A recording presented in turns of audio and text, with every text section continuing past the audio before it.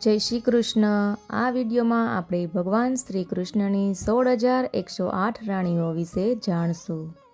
મિત્રો, શ્રી કૃષ્ણએ રૂકમણી સાથે વિવાહ કર્યા પછી સત્યભામા, જાંબુવતી, કાલિંદી, માતૃવૃંદા, લક્ષ્મણા, નાગજીતા અને ભદ્રા સાથે લગ્ન કર્યા હતા। આમ આ 8 રાણીઓ તેની પટરાણીઓ બની હતી। તે 8 રાણીઓ પ્રકૃતિરૂપી હતી, પરમેશ્વરની સેવા કરતી હતી। હવે વાત આવે છે 16,108 રાણીઓ વિશે। ભોગવિલાસમાં પડ્યો છે તે છે ભૌમાસુર। ભૌમાસુરે 16,000 વેદની ઋચાઓ રૂપી રાજકન્યાઓને કેદમાં રાખી છે।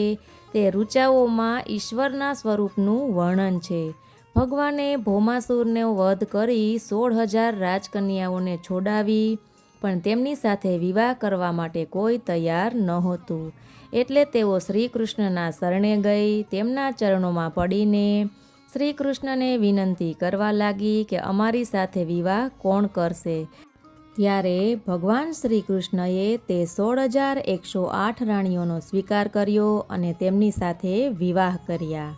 ગૃહસ્થાશ્રમ ધર્મનું વર્ણન વેદના 16,000 મંત્રોમાં કરવામાં આવ્યું છે।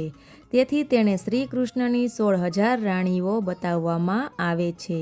આ વેદના મંત્રોને ભૌમાસુરે કેદમાં રાખ્યા હતા, એટલે કે તે ગૃહસ્થાશ્રમ ધર્મની અવગણના કરીને ભોગવિલાસમાં પડી ગયો હતો।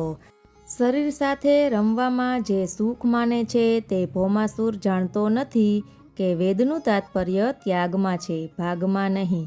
ધર્મની મર્યાદામાં રહીને કામ સુખને ભોગવવું જોઈએ। મિત્રો, આ હતી 16,108 રાણીઓ વિશેની માહિતી।